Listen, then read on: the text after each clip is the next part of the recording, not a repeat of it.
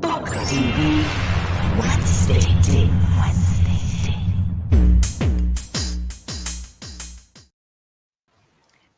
Hi, Yes, DJ. Hi. how you do?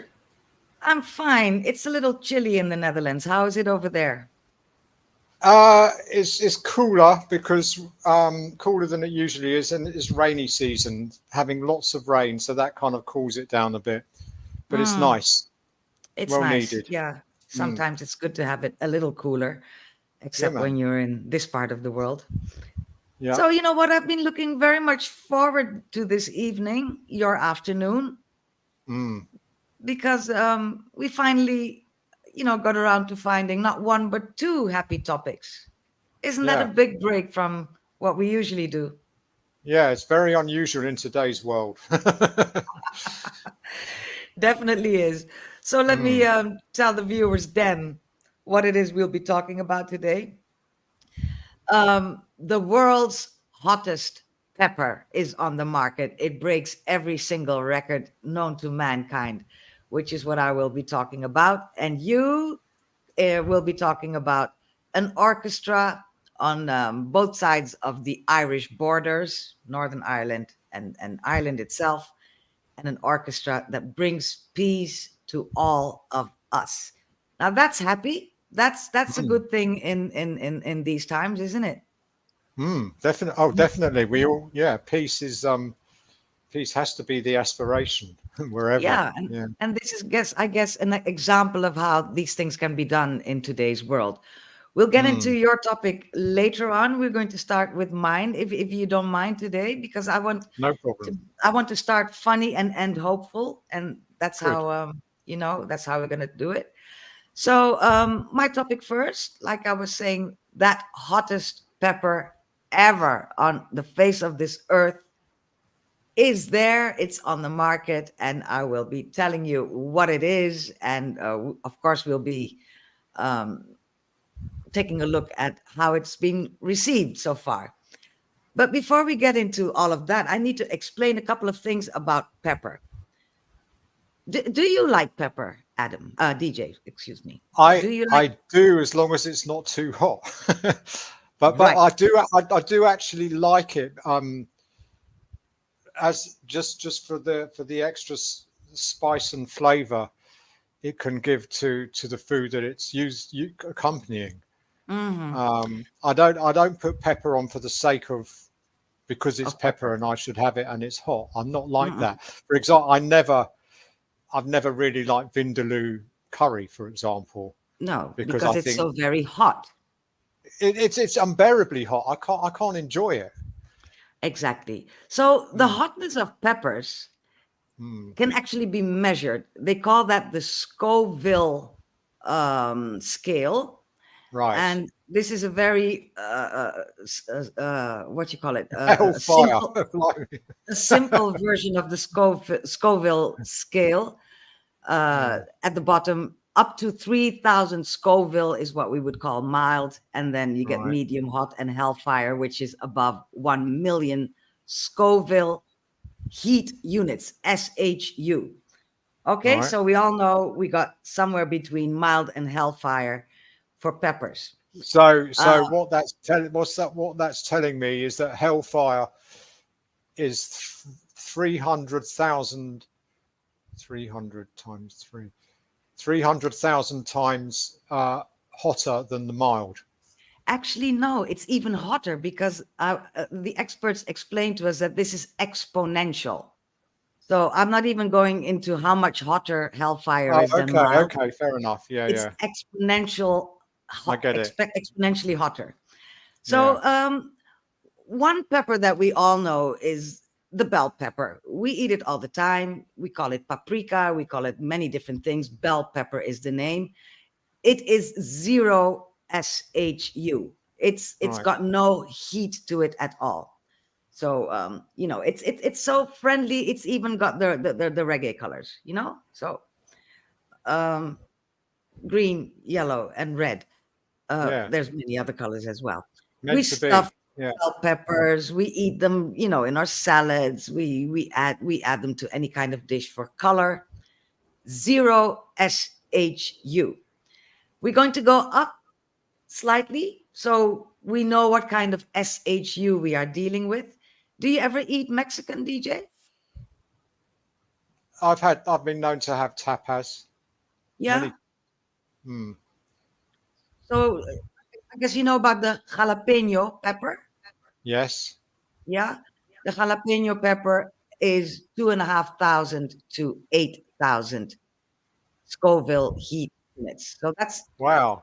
more hot So, so the than. red one. So the red is the red one the one that you're focusing on, or does the same apply to the green one in the picture? It's one plant. One is ripe, the other isn't. Usually, when they Because turn. I thought colours, there was a distinction of hotness between colours, because I have orange peppers that grow in my yard, Mhm. and I No, it have. has nothing to do with the color. All right. No, Okay. Okay. that's probably just your imagination working, because we Well, have been yeah, we've been taught as children that red is red hot and it's danger. The color red signifies danger in our brain. yeah, yeah, yeah, yeah, Mm. So yeah. this is just a ripe one and a green one. A Okay. jalapeno pepper, I wouldn't pop it in my mouth, but I can eat it with some salsa or something or My it, my it's my my ex-father-in-law, who's actually Jamaican, he used to get a whole green pepper and just dip it raw into his boiled egg and just eat it and just bite from it raw, the whole lot. Many I- people do that, especially men for some strange reason. For some strange Mate, reason, men seem to think it's proof of their manlyhood that they I can was going eat to a say it's pepper. a macho thing, isn't It it? is. It is. Oh, let me Not let me me, I quickly wouldn't look. do that. Oh, here is Donna saying hi. She's in rainy St. Andrew in Jamaica. How are you, Donna? Do you Yeah. eat pepper, Donna? Make us know. Do you eat the Scotch bonnet, for example, which is a very typical pepper that we find in Jamaica? It is the Yeah. next on the scale that I will be mentioning, together with the Ajuma, which is found in my country of birth, Suriname. Right. They are 100,000 to 500,000 SHU. You can see we're going up that scale, right? We're Yeah. still at 500,000. Scotch bonnet is pretty damn hot, isn't it, DJ? Yeah. Have you I ever can't. tasted one? I struggle with Scotch bonnet, to be honest. Oh, you say bonnet? I do. Is that wrong? Should it be bonnet? I think Jamaicans say Scotch bonnet. Donna, correct me if I'm wrong. I think it's Scotch bonnet, but I've always pronounced it bonnet without the T is silent. I've always you thought. thought it was a French word. No, I Could just be. thought. Well, I just thought the T was silent. I didn't think it Hmm. related to French, but I know where you're I think coming it's a from now. bonnet, that you put on your head. I'm not, I Right. don't know though. Okay. I don't know. So let me see what's coming up next. Yeah.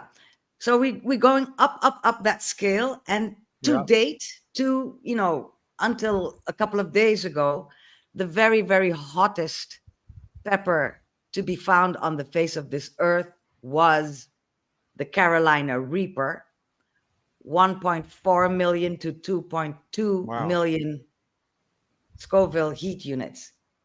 Deadly pepper, Where is created by that? a guy. Go Hmm? on. Which country is What? that from? From the United States.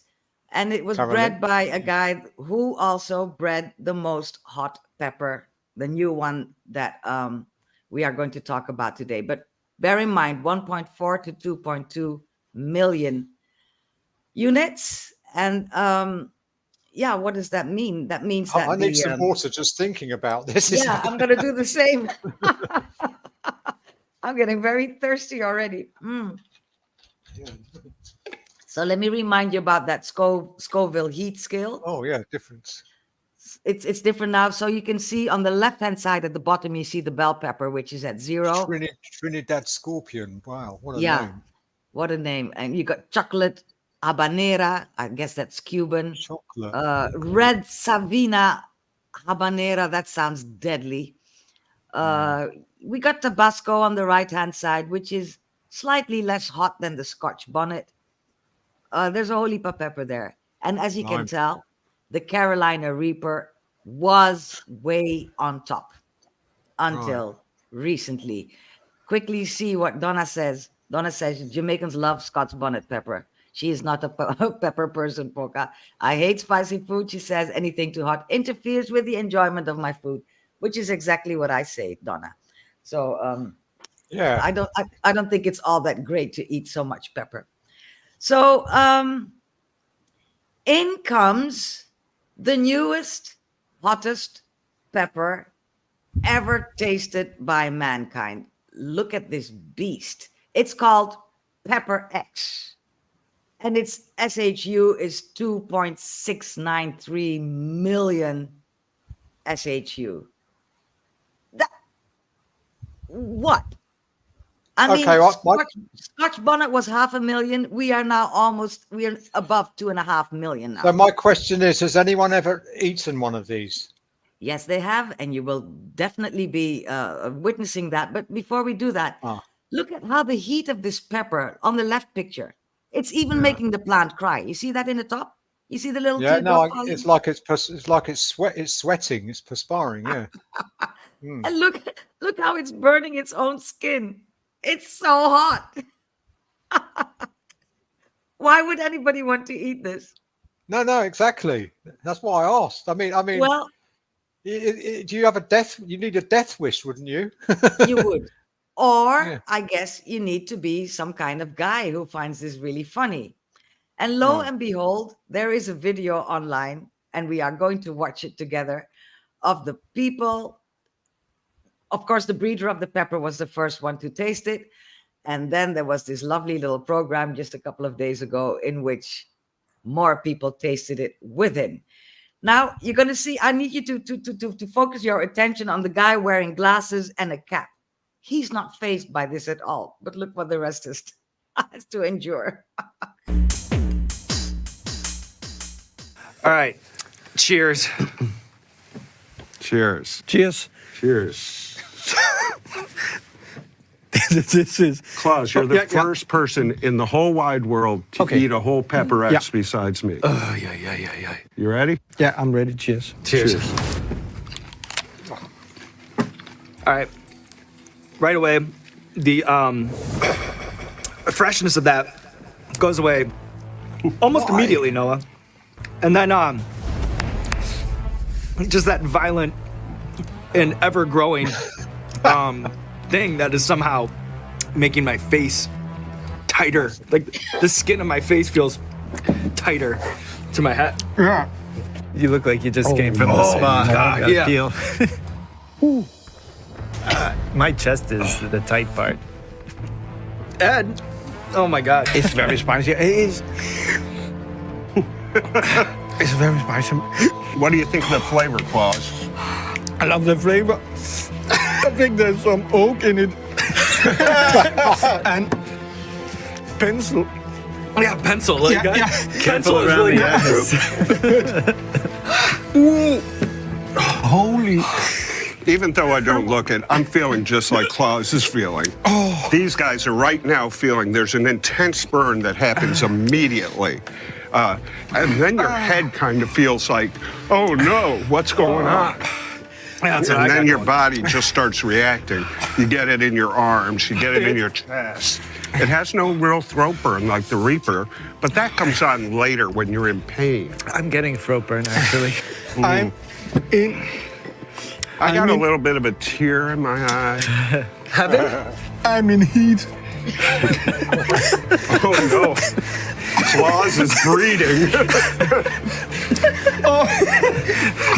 And heat. What? I'm on the edge of my seat. I'm on the edge of my seat, Chili. Oh, I'm done. Oh my. Thank you very much. Yeah. Well, you know what? After watching this, if you would still like to test yourself against PocaTV, I got good news for you. The Last Dab experience is available at heatness.com. That's heatness.com. That's heatness.com to get your hands on the Guinness World Record holding PocaTV used in the Last Dab experience. Be careful around your eyes. Chili. Let's snap it into the credits, baby. Oh, I can beat my arms. See you. I'm out. I don't blame you, man. Masochists. They're masochists. They are. They are Yeah. definitely. So you saw the guy with Yeah, he was with the cool. glasses. He was cool. Yeah, Yeah. he was totally cool. His name is Ed Curry. He's the breeder. He actually breeded the Carolina Reaper as well. Okay.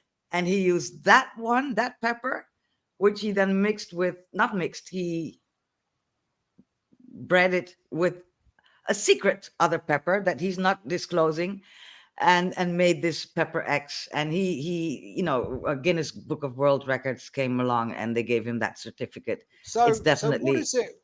So what is it within the pepper that produces the heatness and drives how hot it actually is? It's a natural ingredient within a pepper, isn't it? It's called capsicum. Oh, capsicum. Not Capsicum. capsicum. No, capsicum is, these are capsicums. It's saying or something like that. Something capsule. Right. And I can't look it up now because I got everything closed up on my computer. But it's a crucial part of the ingredient that gives it the heat. That gives it the heat, and then you can breed it to make it hotter and hotter, Yeah. hotter. 2.693 million SHU. I wouldn't even go there. And No, you I know wouldn't- what they say about pepper, right, DJ? Hold on. Let me see what comment coming in. Yeah. Donna says, "Who does that?" It got him. I read that women eat very hot peppers to help get rid of stubborn belly fat. Yes, Donna, and it turns out it has a whole lot of health. What's the word, DJ? Benefits as well. Benefits. Yeah, like migraine, you were saying, right, DJ? And then Stress. it's good for people with diabetes. Apparently, it's good for people who are diabetics. Apparently, it turns out it's good for a whole heap of thing. But why Yeah. on earth would you want to eat that? Because Well, there's another thing that goes on with pepper. There's Let me medicine. just see. Medicine is why I'd eat it. It's the only reason I could think I would consume that for medicinal reasons. I would not. I know.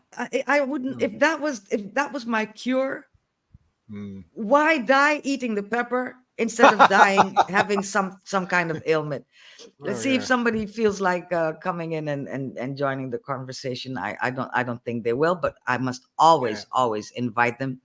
Either scan that code or type in that URL if you are on a laptop, and it's case sensitive. Come and tell us about your own pepper experiences, if ever you had any. That would be fun to know if anybody ever tried something and barely lived to tell the tale. Right. I think. Pepper spray. Geert-Jan Tina, hi. Thank you for joining, Geert-Jan.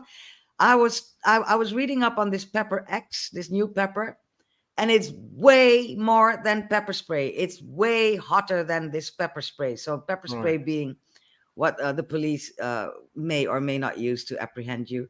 Pepper spray is peanuts compared to PocaTV. But thank you for that great comment there. The thing about pepper, DJ, in many countries they say you eat it twice. Yes. Do you understand what they mean by that? Yes, it's the afterwards. It's the first taste, and then how you taste it with the mouth, and then when it leaves the body, you taste it again. Yeah. So of course people are very concerned about that. I mean, that would be a number one reason for me not to eat pepper in the first place. But if you do it, you gotta have to sit on it, right? So I looked that up to see how does that actually work. And I came across a little video made by, they call themselves the doctors, which I guess they are.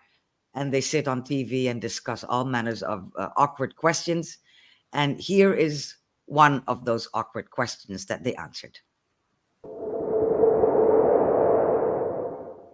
I love hot pepper sauce, buffalo wings, and salsa, but I've always wanted to know, why does spicy food make it burn when I go number 2? Well, you know what? I never thought I'd be answering this question on national TV, but gonna go ahead and do it. When you eat spicy food, what happens is you take in ingredients that are spicy, and the spicy ingredients, they actually maintain their structure after you eat them, so they travel all the way through your digestive tract, your stomach, your small intestine, and as you see there, it retains its quote-unquote heat. And as it travels through the small intestine, the large intestine, it maintains those ingredients that can irritate the lining and can cause diarrhea in some people. And the reason it burns so much is those ingredients, those burning ingredients, just like when they touch your mouth, when they touch your anus, it burns. And it's not, go ahead. The medical term for that is flaming. Flaming No, poop that- is what I think he said. Yeah, that sounds very painful, but nasty. Yeah, very nasty. Exactly. Yeah. So I just wanted to share that with you. The world's hottest pepper is out. You can go get it if you feel And so that's inclined. in America. PocaTV is America, is it? It's in America, yes. Right, And okay. you got Ed Curry to thank for it, the guy who just But eats it and can this still talk. This is man-made, isn't it, or is it natural? Do we know? It's like any other plant, you crossbreed. So it's- it's it's- man by crossbreeding. I call that man-made. Okay, fair enough. Yeah. Well, Right. man-made is actually when it's genetically modified, which this isn't. It's crossbred. Yeah. That's what I mean. Yeah, there's a difference, right? Yeah. All So right, I okay. thought I'd share that with the people. I'm not going to have any taste of this. I don't think you are either. But people now know, those people among you who love to boast on how hot you can eat. There is your PocaTV, and it's 2.6, almost 2.7 million Scoville heat units. Way, way, way more hot than pepper spray and any other pepper around. That's it from me, DJ. Can't deal with Next. it. I mean, I remember having I've had some alcoholic drinks in the past, which have been quite hot as well Hmm. on the throat, but nothing like that. Schnapps. No. I remember drinking schnapps and having a feeling like it feels like have that Like kind pepper. of hot feeling. Yeah. Yeah. Mm. Let me just notice what's in your background, your album for today, DJ, because people are writing us and telling us they think they know what the album is that you have in the background. What does he have today? Oh, we should have a competition then. Yeah, we No, should. We should. It's Bob Marley and the Wailers, Rastaman Vibration. Ah, and why did you choose? Because I don't know if people noticed, but well, some people have. But you choose a different album every week. So why did you choose this one today?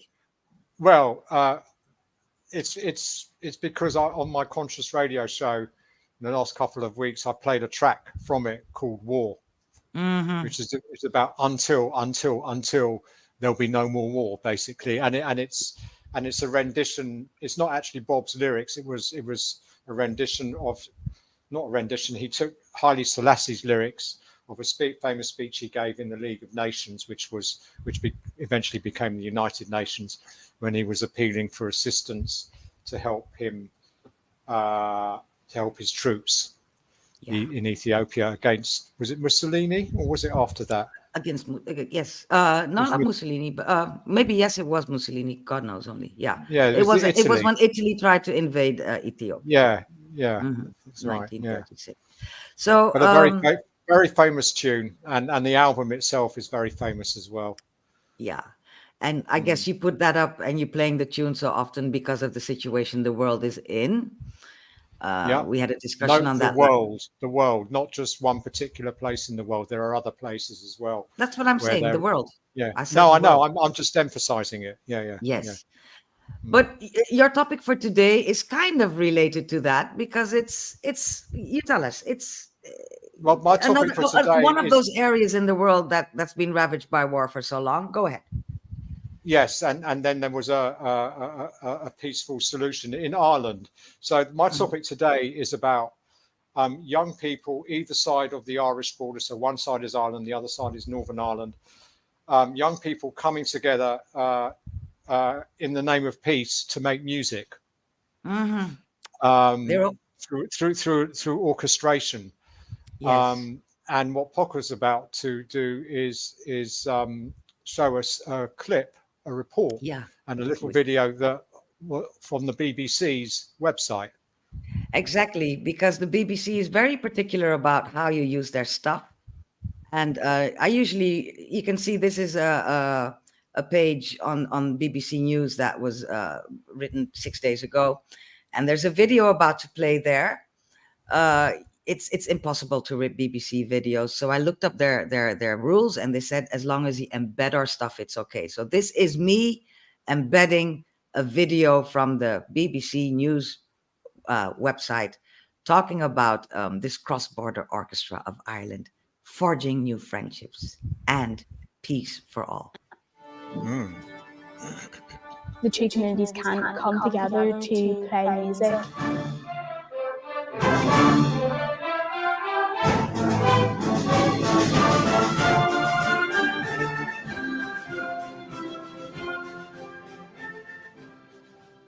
It's a 130-piece symphonic orchestra. When I first went, it sounded like shivers down my spine. The sound of it was so cool. The sound Echoes. is just so full, and it's so loud and so amazing to be sitting right in the middle of. I've never really felt anything like it. It does all sorts of different kinds of music, including Irish music, Ulster Scots music, pop music, and also some aspects of classical.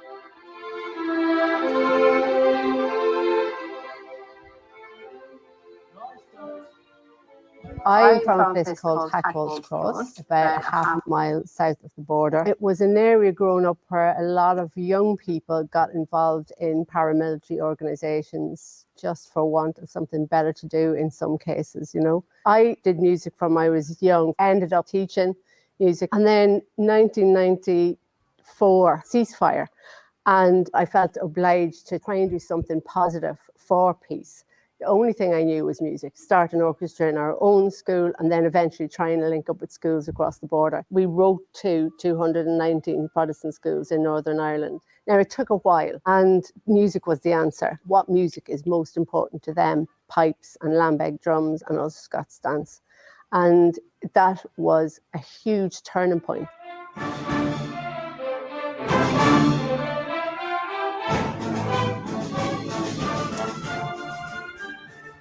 I'm delighted to say that for the past 5 or 6 years, we've had a 50-50 representation from both communities.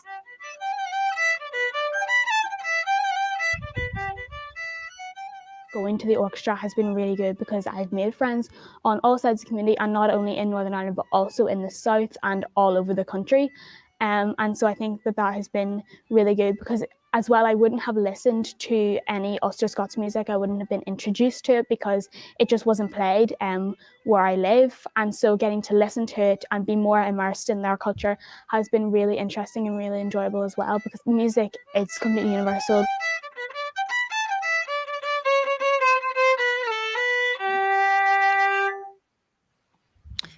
Yeah, wonderful stuff. And Bravo. plug back in. Yeah, and take this down. So that was kind of complicated sharing this BBC thing, but at least it worked, right? Could you make out what they were saying at the beginning? I know there was an echo. I could, despite the echoes, I could. Yeah. Okay, good enough. But so the echoes just subsided in the end. It did. Yeah. That's because I unplugged and replugged. Okay. So let me see quickly, because out of the corner of my eye, I saw that Rosalind has joined us as well. Good evening, Ros. Evening, Rosalind. Happy to have you with us today. And as you can tell, DJ, everybody's on YouTube today because Facebook has issues yet again. We are unable to stream on Facebook today. So that is why we are all on LinkedIn and on YouTube. People watching on LinkedIn, try sending me a comment to see if I actually see it here, because I think there's a little issue going on there as well. But happy to have you all with us. So, DJ, why is it so important that this is actually happening? This music brotherhood, sisterhood going on? Because music more than probably anything else has this wonderful ability to bring people together and for people to connect, or people from different backgrounds, for example, to connect with the same music. And in this instance, people from either side of the border were experimenting with instruments that they weren't from the other side, so to speak. Yeah, right. Let's talk a little bit about those two sides, because that's a historical thing. I think we need to put it into just a little bit of context for people who don't know what's been going on in Ireland. I also think it's important to stress that what we just seen is a consequence of the peace settlement. In other words, if there wasn't peace there, if there hadn't been the Good Friday and the ceasefire, then perhaps they wouldn't have even been in a position to do this. I understand. But before we get to ceasefire, let's explain quickly what actually, there's, I mean, you're a Brit, so you know, but many people don't know what's been going on in Ireland for many, many, many, many moons. Let me do Just it. because I'm a Brit, it means I know. Well, you should, because it's your bloody country that's involved in it. Yeah, but they don't always teach you that, do they? But anyway, go on. No. So this is a quick rundown. As you can see, that's where the United Kingdom and Ireland. United Kingdom and Ireland, and that is a very historic thing. You can see that what we call Great Britain is the blue, red, and green, if I'm correct. Scotland, England, and Wales. Yes. Adding the yellow, Northern Ireland, makes it the UK. UK, correct. Right. And Northern Ireland, as you can see, is part of the other island, where you also see Ireland. That used to be one country. It got split. How did that happen? A quick rundown into history. It all started with King James VI of Scotland, who was the son of Mary, Queen of Scots, which is why he's saying, "What, Mom?" And for reasons too complicated to say today, this King James VI of Scotland also became King James I of England and Ireland. That happened in 1603. You with me? So this is one person. Yeah. King James VI, King James I is one person. First, he's only Scotland. Then he's got 3 countries to run. And what this King James I did is move into Ireland, which was at the time one island called Ireland. And that is when things started to happen. A short little video to show us all what happened when King James I came to the throne and suddenly had 3 countries to run. Why is Ireland divided? Well, first of all, we need to go back to the 17th century. This was when the English and Scottish thrones were held by the same man, James I. James was also the King of Ireland, at least in name, and he wanted much greater control over it. His problem was that he was a Protestant king with Catholic subjects whom he felt were much more loyal to Rome than they were to him, mostly because they were. As such, he seized lands in the north and gave them to Protestant settlers. A process which over the centuries changed the religious demographics in the north. And over those centuries, the Protestants held much greater rights within Ireland than the majority Catholic population. As of the 1860s, there were those in Ireland who pushed for what was called Home Rule, which meant that Ireland would remain in the UK but with autonomy over the laws that governed it. The British said no and would continue to do so for the next 60 years. This position was buoyed by those living in the north who didn't see themselves as Irish but as British, and so opposed anything that could potentially separate Ireland from Westminster. In 1912, the pro-British population living in the north, called Unionists, signed what was called the Ulster Covenant. This was a document signed by 500,000 people, and it essentially threatened civil war if Ireland was given any autonomy. In 1918, elections were held in Ireland in which Sinn Féin, a pro-independence party, won an overwhelming victory. They created an Irish parliament and promptly declared independence, which meant war.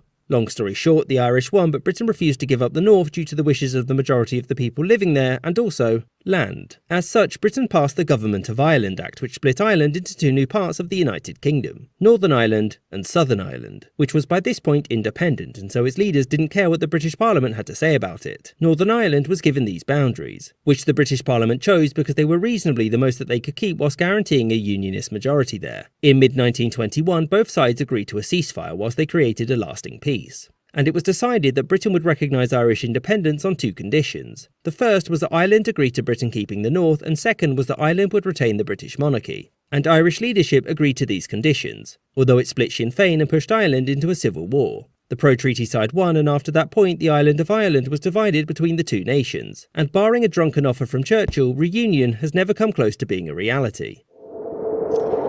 Complicated stuff. Reminds us of stuff going on elsewhere in the world today, but never mind. That's the simple version. Very, very simple, and I even edited a lot of it out, so it's very, very simple. But as we can notice, it's been going on for centuries. And one little thing I would at some point, the video mentioned that the key reason why this kept on being such an issue for James I was the question of land. And that's when they started the Ulster plantations. Notice how the plantations in those years looked like the plantations that they did later on elsewhere in the world. I'm just commenting on this. Right. Do you see that? So it's all about money. It's all about religion. It's all about land, and it's all about who's the boss somewhere. Like I said, reminds us very much. Yes, of stuff but I going think on a lot of the time, the religion is used as a pretext, and it's not really about religion. It's used as a pretext to get other things that they want. Yeah. Well, religion is a good way of getting people up against each other, right? Which definitely No, absolutely. which definitely. I mean, I remember the 1980s when the IRA was bombing left and right, and the Ulster Unionists were doing their own part of what you might call it, of aggression or defense, depending on which side you're on. They were fighting each other, basically. I mean, the IRA represented. I have to be careful here. They were Catholic. Yes, they are. The Catholics and the Protestants were in the north, which is why they are so close to Scotland and England. I believe the numbers now have actually changed. I believe that in Northern Ireland there are more Catholics than there are Protestants, but who's counting? Let's not stir that up, shall we?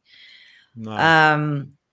So back to your topic, which is that lovely cross-border orchestra. Now that we've put it into context, you can see on the little map on the inset there is a border, but they are going across borders. So tell us how this orchestra is formed, DJ. Well, what do you mean how it's formed in terms of? Tell us how it got to be. Tell us where they find the musicians, all of that. Well, they found musicians on either side of the border. Mm-hmm. And it all came together as I think you said in after the 1994 ceasefire. Mm-hmm. In other words, ceasefire meaning they realised it was safe to actually interconnect with each other physically, not just by telephone or whatever. So you know, and that's how it came to be. I love the fact that they're touring different countries, and they played at Carnegie Hall as well. They did, and I think they even performed in the White House at some point. They definitely performed for the Irish community in the United States. You know, that's a big community, Irish America. Huge. That's huge. huge. So that's where they were, and I think it's a shining example of how you can do these things because. Like you say, these are mostly young people from both sides of that border, but even you know in that group, I believe it's 140 people in the orchestra, but they got dancers as well. They got drummers, they got bagpipe people, and I believe those are from all four countries. I mean, you know, Wales, England, Scotland. And Ireland, yes, So Great Britain, So UK and Ireland, UK and Ireland, and they put on this huge show. And what do you think this can mean in this world, DJ? Well, it can only be a positive thing to bring people together. Mm-hmm. I'm not suggesting for any moment that it's a solution to problems, and that's why I said earlier it's a consequence of the peace settlement in Ireland, but it's something to bear in mind. I mean, we've seen in the past how music can be such a potent force in getting change.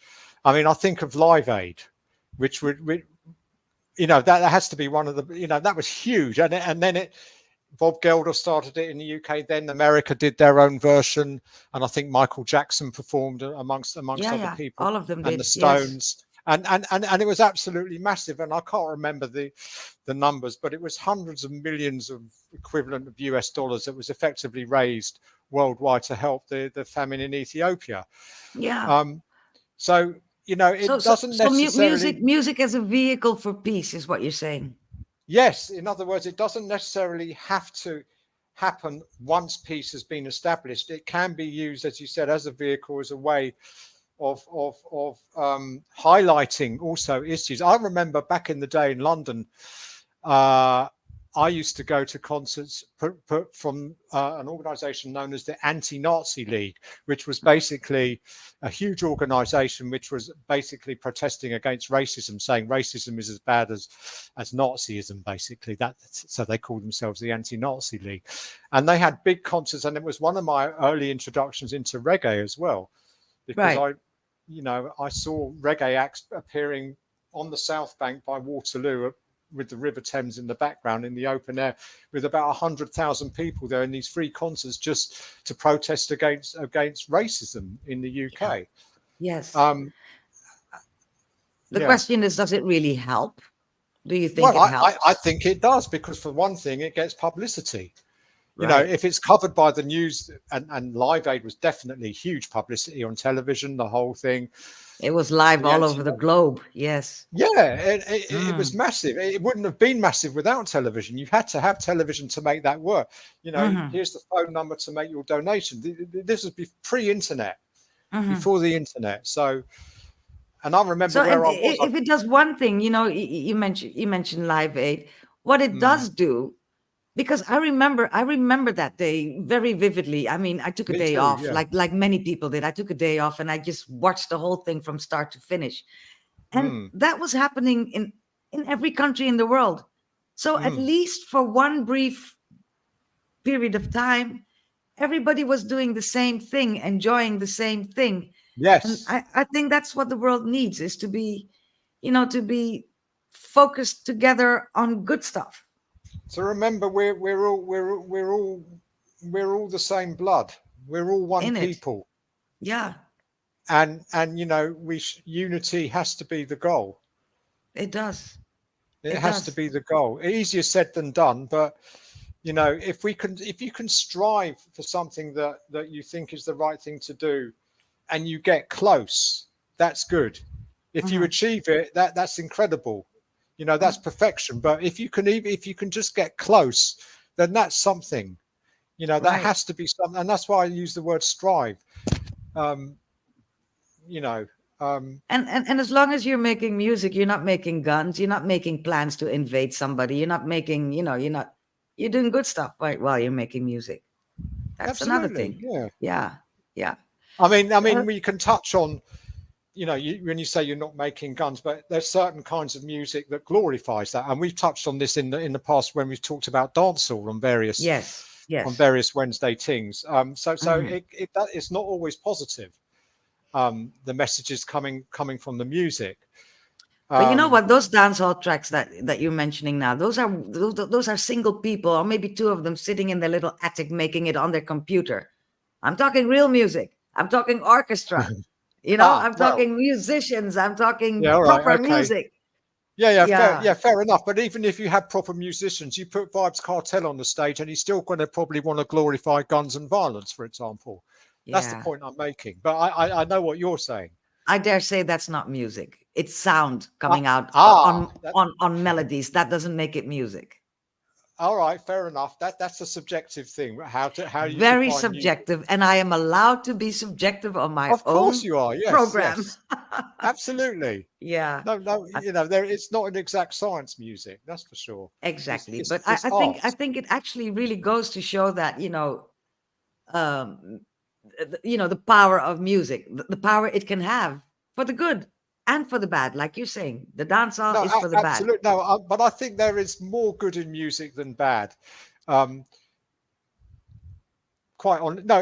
in today's music, I think there is more good than bad. I think a lot of the pop music, I don't listen to it much, but from what I hear, the lyrics aren't really serious, but they're not that, but they're not to be taken, but they're not necessarily negative. It's just very bland. It's very bland, yes. But most are still about how, I love you and I miss you. So that's a positive thing. But I hear what you say about the dancehall. Love and unity, they go together, Don't they? And why is it suddenly so corny to say these things? I believe. Do you still who believe in those things? People, who said it's corny? People like Vibes Cartel. Yeah, well, that's why I don't listen to. Well, I don't check in me. Warmongering people say it's corny, but do we always have to listen to them? Well, look, I say, war is ugly, love is lovely. I don't care if someone says that's Oh. corny. Right. What's wrong with that? Exactly. What's wrong with We that? need to War is we need to stand up more for love, don't we? yeah, man. Yeah. Yeah. I found another clip of this orchestra. When they were in the States performing. Yeah. That's when they made it a whole, like I said, England, Wales, Scotland were added to the whole thing, and they made a whole big thing of it. Right. And what they did, they covered U2, an Irish band, Yeah. and the song called "Where the Streets Have No Name," which I think is kind of Big tune. symbolic. I don't know why I think it's symbolic, but I think it's symbolic. Can you understand why I tune. would call it? Yeah, big tune, right? I need So I let's- need to I need to understand the lyrics in the overall context, but I know it's a big tune in terms of popularity. That's what I meant. Yes. Yeah. Yeah. Let's have a look at it, shall we? Yeah. Definitely.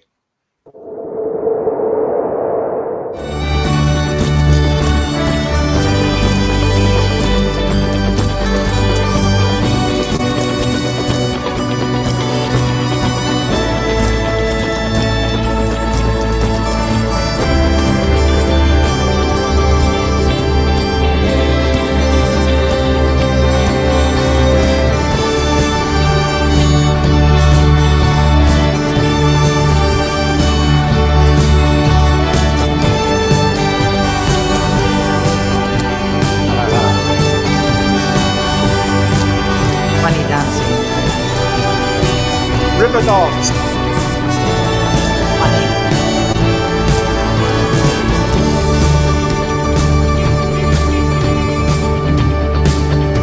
In come the other countries and the fight first.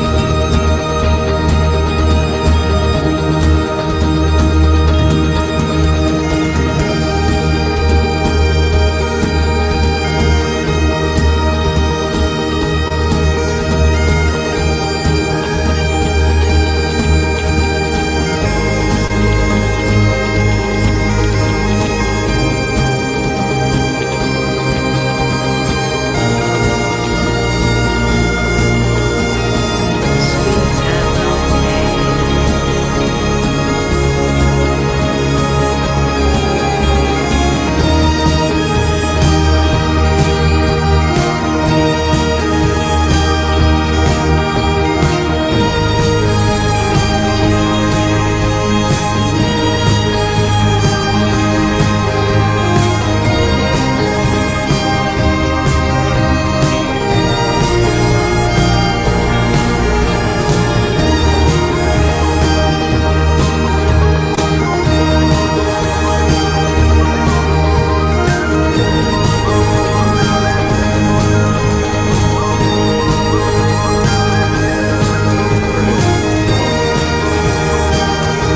Long.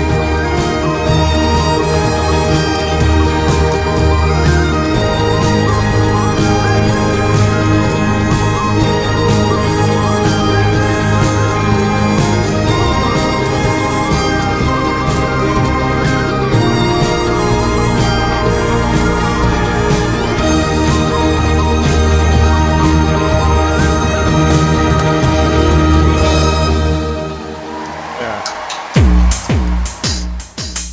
Happy, right? Did you ever check River Dance? Yes, I think it's the craziest dance imaginable, really. But Yeah. I'm a black woman. I don't like prancing. Not that kind of prancing. I like prancing, but I don't like the hopscotch thing. Oh, okay. I don't know. All right. Do fair you enough. like? Can you do river dance? Can I do it? Mm. No, no. I'm an old man now. I can't No, manage but anything did you? like that. Were you ever able, DJ? I never actually. If I tried, I probably could have done some moves, but yeah, because I used to go clubbing and dancing and different kind of moves and But you didn't jump around like that and kick your foot in the air, did you? Please tell me you did no, not. No, but it doesn't okay. mean I couldn't. Right. If I would have given it a I'm go. not going to diss. I'm not going to diss river dance. Let's say it's not my preferred way of dancing. Okay. But I understand there's a whole culture behind it. So who am I to Yeah. diss it? Oh, right? River Dance was electric, an incredible atmosphere as well. Really, it was electric. Anyway, that's my memories from it. I think it's for white people. I Mm. think it's for white people. Rosalind is laughing. I think she agrees with me. Ross, What do on the you, hot Ross, stuff do thing? you do river dance, Ross? Make me know. or if you don't, why not? I'd like to know. I know Mom likes it. Hi, Mom. I know you're watching. Mom thinks it's wonderful. I don't understand that kind of dancing. But another interesting thing of that is that you saw the costumes as well. So in Yeah. terms of what they were wearing, it's Ross a says bit it of has a a reggae reggae. skank to it. Yes, it. Yeah, not convinced Yeah. on that one, but Neither am I. But the costumes, yes, blue, red, and and green. green. Scotland, Yeah, England, and Wales. Wales. Yes, and I believe the pipers were Irish. I don't know, but Yeah, because Wales would there's definitely be red. no, Wales is green. No, Ireland's green. The Shamrock. Yes, never mind. In this case, it was Wales. Like Oh, the okay. map, I'll show you the map again. Yeah. Oh, DJ, why do you always come up with these things? Look at the map. You always know. See? Green, red, blue, yellow. Okay, fair enough. Yeah, right. All right. I was thinking of the dragon, but anyway, never mind. I the know you Welsh were. dragon. Yeah. So let's round up for today. Yeah, We okay. actually thought we'd do a 30-minute thing. I believe it is not possible for us to talk for half an hour only. It's okay. It's okay. I need to quickly remind people that on Friday there's a new monthly installment of PocaTV Live, in which I talk to one of the many wonderful people I know across the world and share with you the stuff that they do. And this time on Friday, I will be talking to Donate Filbert Nieveld, who I met when I was in Curacao for my television program. She's a researcher, and she says she was sick and tired of when it came to slavery days. People were always talking about the statistics. So many slaves, this kind of money, all of that, and she does her research into the experience that the enslaved actually had. So that's what I will be talking to Donna about on Friday at 6 o'clock Central European time. Wow. Please Cool. be there and join us in. Rosalind is happy. We had a nice and happy topics today. Yes, Ros, you told us to, and there we are. We did it. So that's it for the Ting today. I must also notify you, DJ, and our lovely viewers that yet again next week I am unable to do a live Ting. So the next Wenzzzday Ting will be on November the 8th. And it's crunch time for me this time of year. I work like a maniac, and I won't be in on Wednesday. I got double billing. I got 2 gigs going on Wednesday. So no Wenzzzday Ting next week. The week after, on November the 8th, we will be back and we will see what we come up with then. And that will be 3 p.m. Jamaica time, because the clocks will have changed in the other parts of the world at that point. Excellent point, because they are changing this weekend on Saturday. They are changing. Yes. I'm happy with that. I don't like the 7-hour time difference. 6 is okay, but 7 is too much. So that's a good point you're making. It will be at 3 p.m. Jamaican time and at 9 o'clock Central European time. But PocaTV Live coming Friday is 6 p.m., which is still 11 a.m. Jamaican time. Correct. Yeah. Oh, that's a holy pie info, DJ. Anything else you want to say before we round up? No. Just I hope everyone who watched got something from it to take away and enjoyed it as well. What will you be taking away from it? Well, what we've just seen, the music, music unites, but the Pepper guy, the guy who just couldn't take anymore and he just had to leave. The guy in the blue shirt. Yeah. That would be my memory from that, and because that would probably have been me. That would have been me, I think. I wouldn't even have put the thing in my mouth. So if someone paid you $1 million, would you do it? No, I would. Yeah, but you're greedy. I'm not. All right. Okay. Fair enough. Fair enough. Lovely talking, DJ. I feel quite happy after this show. So I hope you do too. Yeah, man. And looking forward to talking again in 2 weeks' time. Until such time, everybody, thanks for joining. Thanks for watching. Yeah. Thank you for your Adios. comments. Bye. Adios. See you. Bye-bye. PocaTV.